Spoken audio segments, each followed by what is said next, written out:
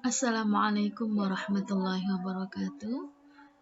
Untuk hari ini akan kita bahas tentang makanan dan minuman halal.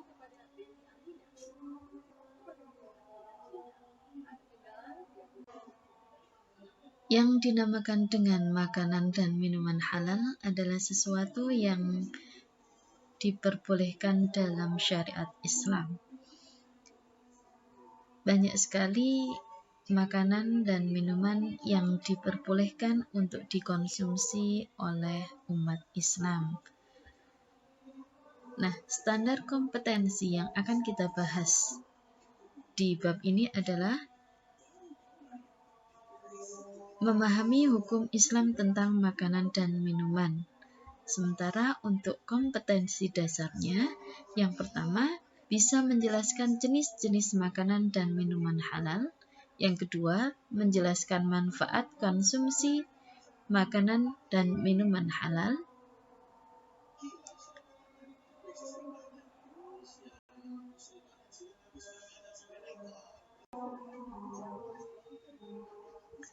Sabda Nabi Muhammad SAW tentang makan makanan yang halal. Al-halal ma ahallallahu fi kitabihi wal haram ma harramallahu fi kitabihi wa ma sakata anhu fahuwa mimma afa anhu. Diriwayatkan dari sahabat Salman Al-Farisi bahwa Rasulullah pernah ditanya tentang hukum samin atau minyak sapi, keju, dan kulit binatang beserta bulunya yang dipakai untuk perhiasan. Nabi bersabda, barang yang halal adalah apa yang dihalalkan oleh Allah dalam kitabnya, dan barang yang haram adalah barang yang telah diharamkan Allah dalam kitabnya. Dan bagi sesuatu yang tidak disebutkan dalam kitabnya, semoga ketika dilakukan dimaafkan. Hadis riwayat Ibnu Majah. Makanan dan minuman halal. Yang dinamakan dengan makanan dan minuman halal adalah semua makanan yang bermanfaat bagi pertumbuhan badan dan jiwa manusia dan tidak ada larangan di dalam Al-Quran dan hadis untuk memakannya. Hukum asal makan makanan dan minum minuman adalah mubah. Apabila ada larangan di dalam Al-Quran dan hadis tentang makanan dan minuman yang kita makan atau yang kita minum, maka hukumnya akan berubah menjadi haram. Firman Allah dalam surat Al-Baqarah ayat 168 yang artinya, hai sekalian manusia, makanlah yang halal lagi baik dari apa yang terdapat di bumi.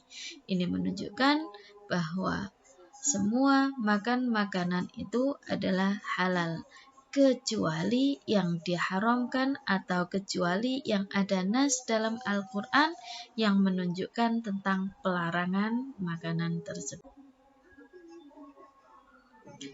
Dalam surat Al-Mu'minun ayat 51 juga disebutkan, makanlah dari makanan yang baik-baik dan kerjakanlah amal yang soleh. Sesungguhnya aku maha mengetahui apa